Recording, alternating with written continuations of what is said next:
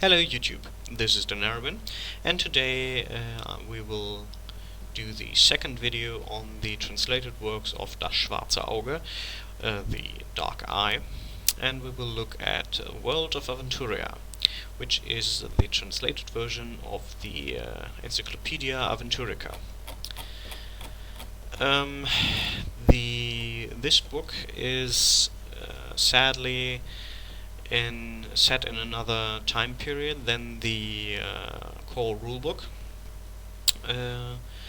which was set just after a major civil war and the Orc invasion, and also there was a more distant war in the south that had been fought, and they advanced the timeline by 10 years, 10 very important years. And these encompass the so-called Borberat campaign that completely reshaped the political landscape of the continent. I won't go into too much detail, but I believe this is something they should not have done, because they only ever mention itself in passing. They only give you half a page of history on this, and that was a process that took, I believe, 10 years real time, and it's not easy enough to understand in the passing manner they presented it in this book. This is probably because they assumed that more books would be translated at this point, but they, as we all know, didn't. So that is a minus point. It's not as bad as it may sound, because only the east of the continent has been really affected, and not only a few areas. The rest can be used as they are presented in this book, especially the ones that had to do with the Orc invasion. The territories are, I believe there's not much overlap there. So, yeah, let's begin. The book itself starts with the History of Auditorium, which gives you a number of creation myths for the different peoples that populate Aventuria, from the mystic ages where no humans, elves or dwarves lived, the various creation myths for the different races, or even the different peoples of humans, for example. And it gives you a few time periods that are vaguely known by archaeological founds, sites and so on, or because of the knowledge that was maybe handed down from some dragons that had survived, or some giants, or other such long-lived creatures, or maybe granted in divine visions or something. After giving us the creation myths of the dwarves, the elves, the world, and so on, and we come to the history of the different peoples of humans. There is the history of the Nivis, who are living in the north and are mostly shepherds to hooved animals called Karen, and they are supposedly the oldest people on the continent. They are some kind of blend of all the different people we have on Earth that live near the north, that live in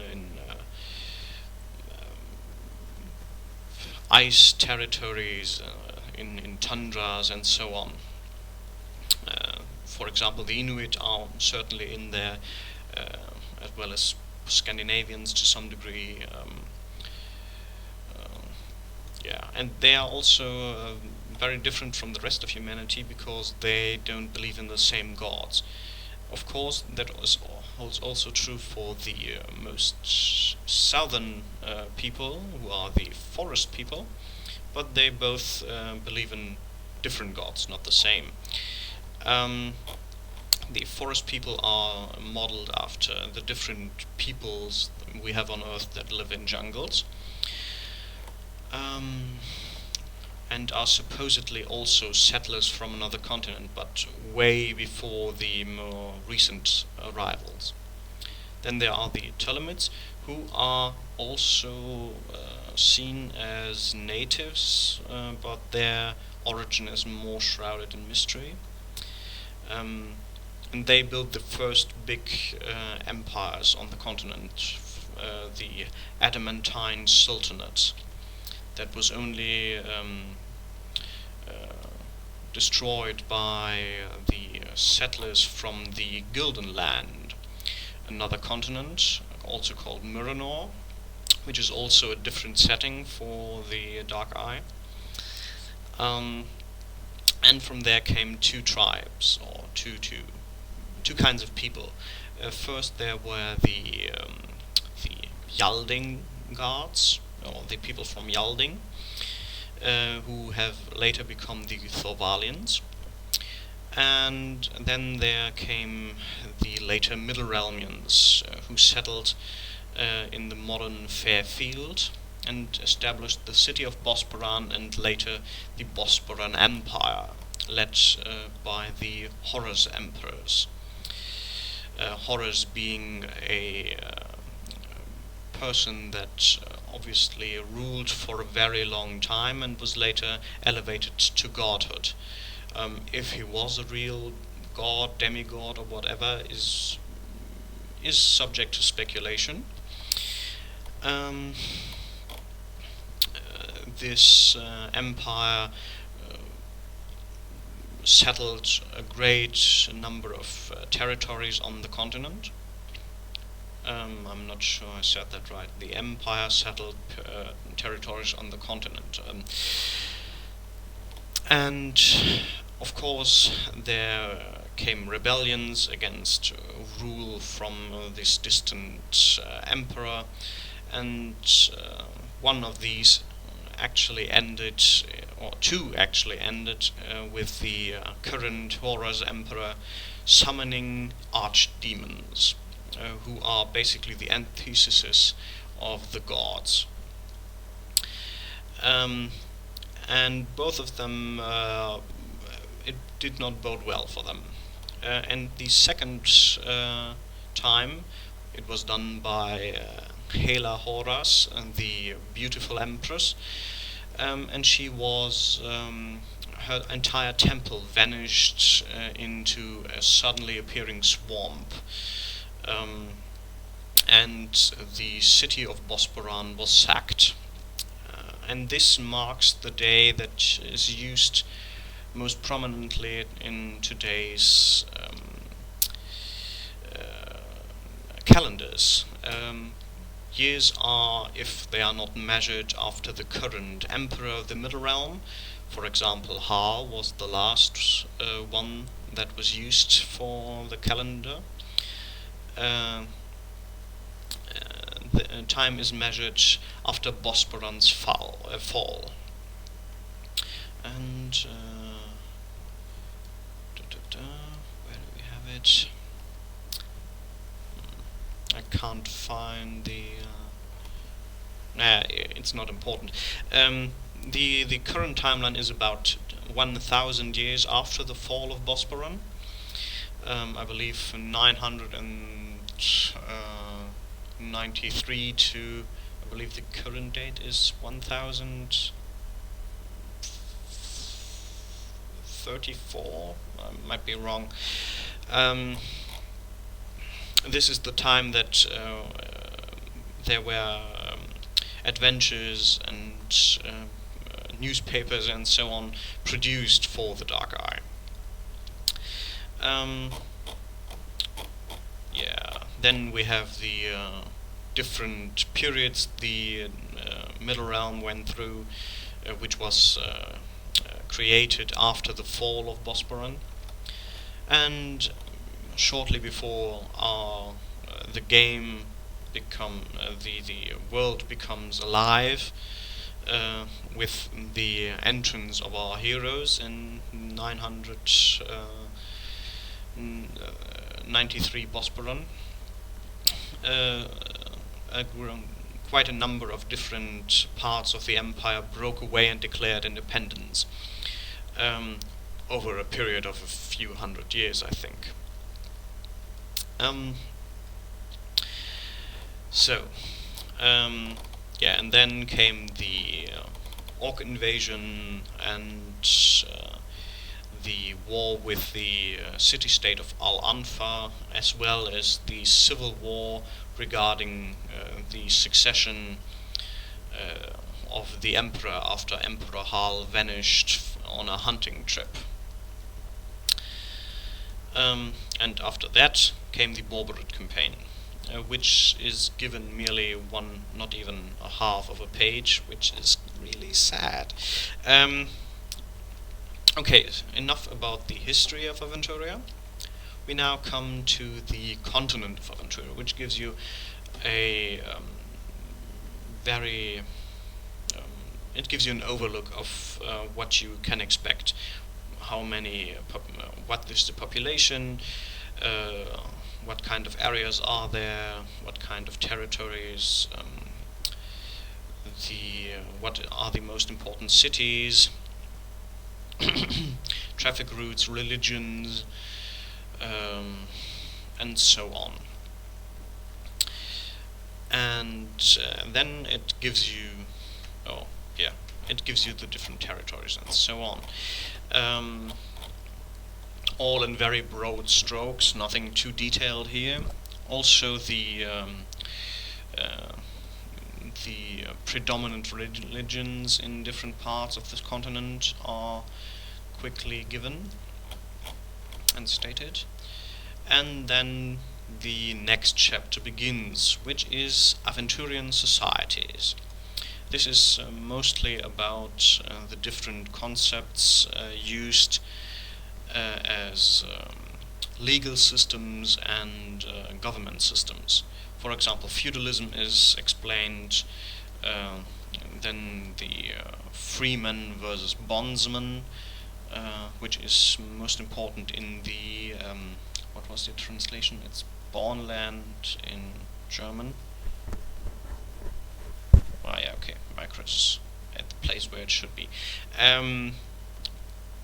The Foundland, it's called Foundland in English, which is modeled loosely after Russia and Poland. Then we have the different parts of feudalism in varying degrees, of despotism, plutocracy, clan societies, the city-states of the south, the Thorvalian tribal culture, and also a very important part for Aventuria, gender equality, because in Aventuria, or mostly, there is no difference seen between man and women. There are as many female nobles as there are males. There are female warriors, and there are male nurses. There is, for the most part, there is no distinction. There are, of course, different cultures who either are patriarchal, hard word for me, or matriarchal. I hope I spelled that right. But they are the minority amongst humans. Elves for humans it's already difficult to tell the difference between a male and a female.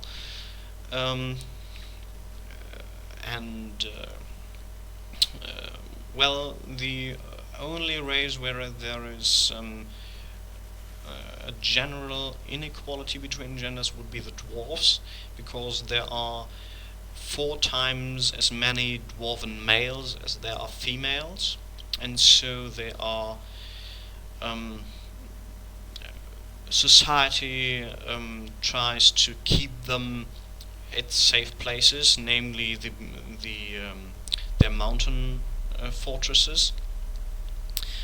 But of course, nothing will hold you back if you want to play one of these women who broke free and of the golden cage. And of course, no dwarven male would ever possibly stand in their way, just because that would be wrong also. So it's really cultural demand that keeps most dwarven females at home, whereas most dwarven males at some point do their journeyman's travels, which usually lead them to the lands of the humans.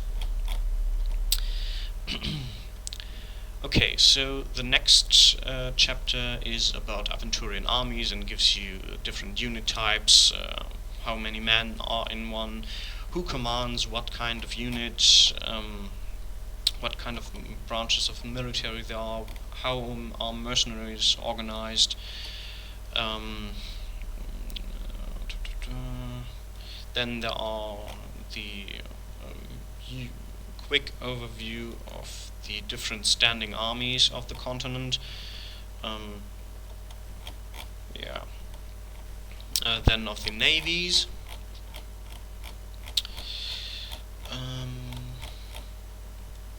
And then we come to the nations of Aventuria. This section gives you the different regions with the nations, as the chapter name tells you.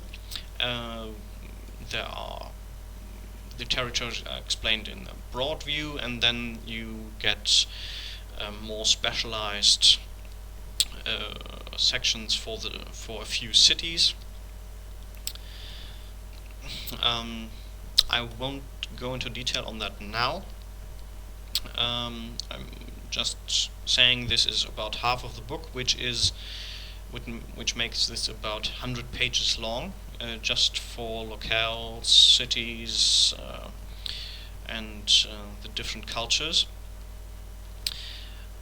which also encompass a few maps that are way better than the ones that were included in the core rulebook, but they still could be better, and you still will find better on the internet. I may do a second video on the different places like this in a short view before I begin more in-depth videos, if I find the time. But let's just say this is really what this book is about. To about half. Okay, so after we've done that, we come to one of the best chapters, and one that I loved when I read my own versions of the Encyclopedia Aventurica, or was it the World of the Dark Eye? I don't know, because the original version had 2 books instead of 1. And this is The Seas and Lands Beyond, and it describes the different continents that exist beside Aventuria, out of the mouth of travelers. These are the accounts of travelers who somehow managed to come back from the other places.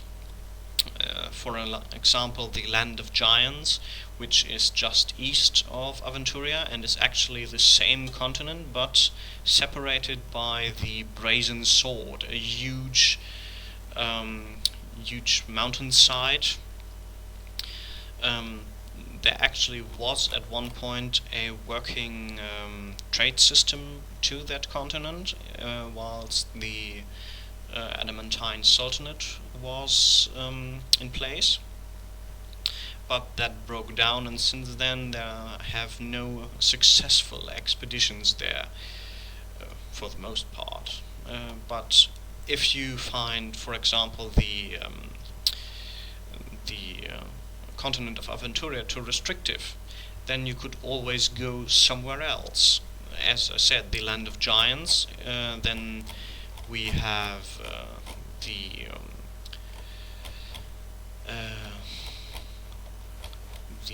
continent of Aventuria, and of course the Gilden Land, Miranor. And all of this is really explained only through the eyes of travelers, so you can bend it any way you want if you really want to leave Aventuria. Also included here is one of the maps I really like, not because it's very detailed or because you could see many cities or anything like that, but because it is a map like I would expect from such a time period. It's the complete map of Sumu's body measured by Prior's thumb, drawn in the town of Kuslik in the 16th year of the blessed Rohal's reign, including all 36 states, 12 seas, and all the terrifying creatures that dwell within. And all the continents that you don't really know the shape of, they suddenly assume the shape of animals and have any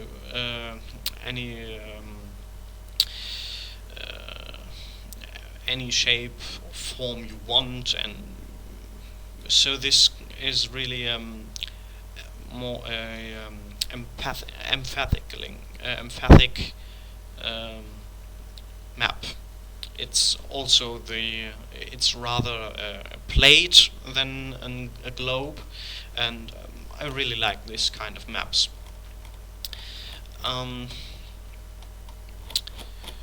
Okay, so we have this.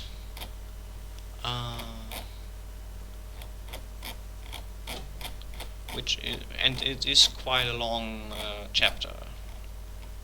And then we come to Life in Aventuria. Here we have text about science and education, philosophy, magic, geography, mathematics, botany, astronomy, and astrology.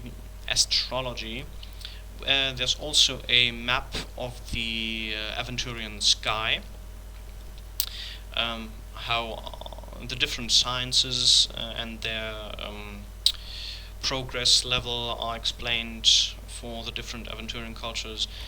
Alchemy, almost every aspect of life I find in here. Then we come to different tongues, dialects, and languages, which the continent has many. And this is one of the points I love about this game. There is no common, there is no dwarven.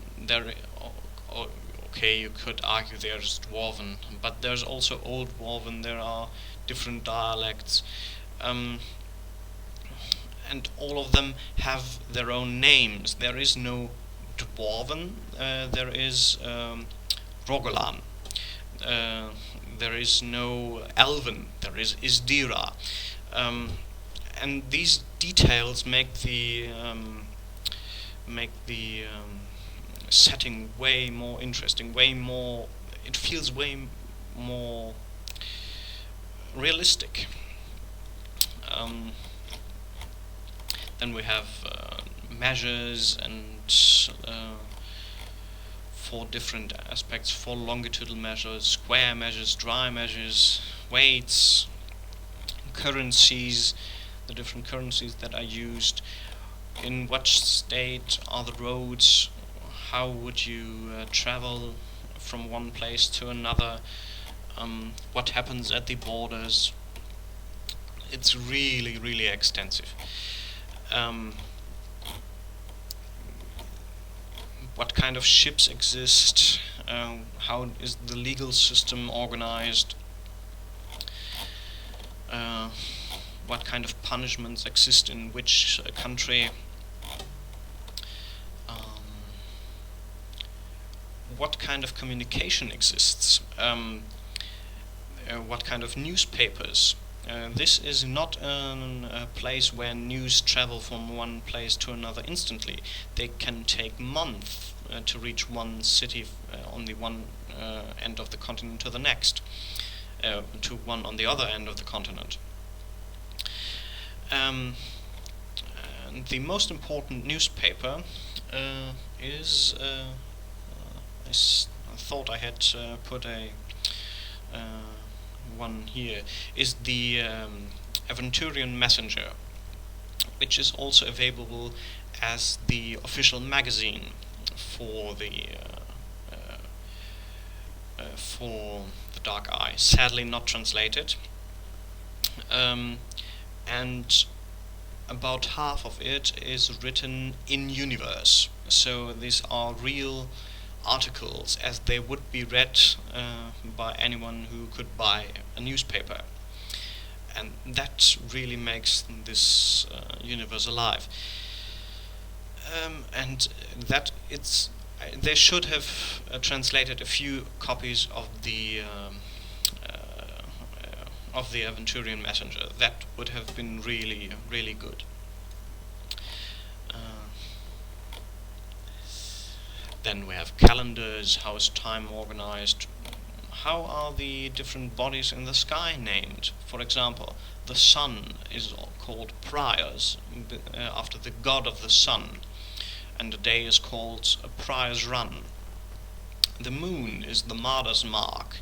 Marder is the, I believe she was a giant, I'm not sure, who made magic available to the mortals, and was therefore banished to the heavens to be seen.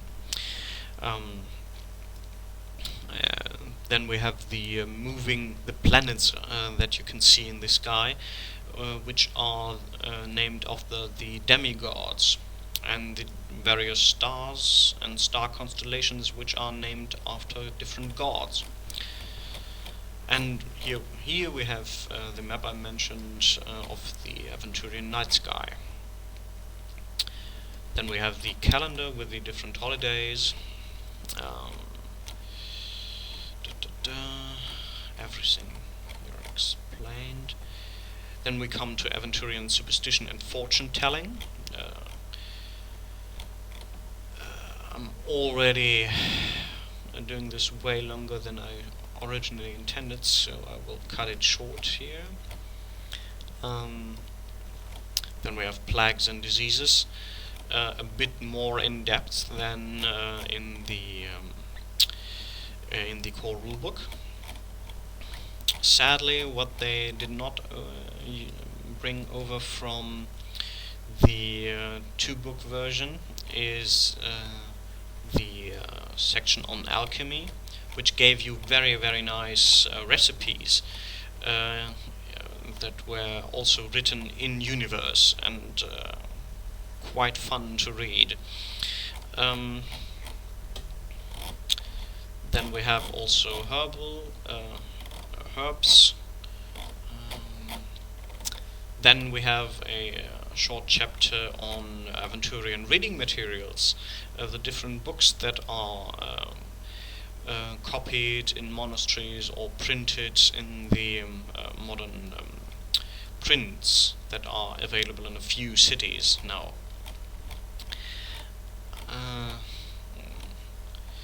Then we come to another big chapter, which is the Who is Who, important and notable personalities of Aventuria.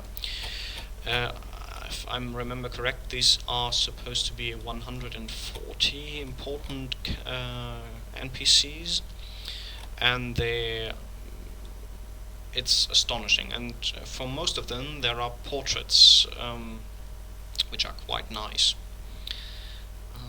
And one of them, or two of them actually, you will recognize as directly stolen from film stars. Not directly stolen, they are changed a bit, but you will recognize them if you see them.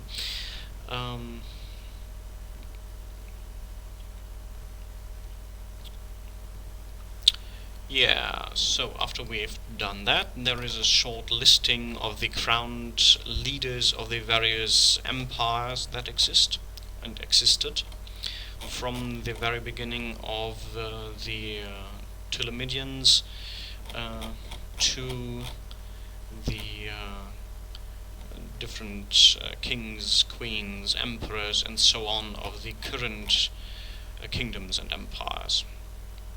And then we have a short index.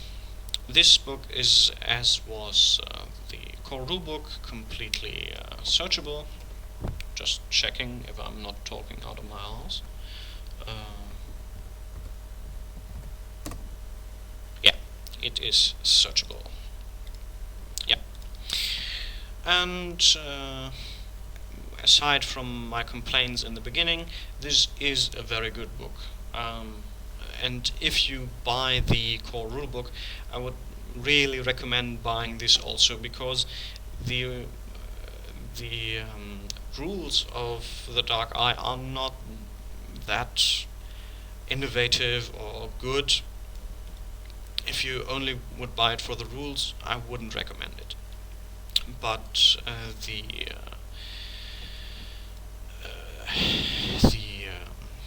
setting is really what makes this game good. As I said, I will probably do another video on where I go through the list of the different territories and give you just a few sentences on each, which probably will be as long as this video. Yeah, so thank you for watching. This was the Narrabin, and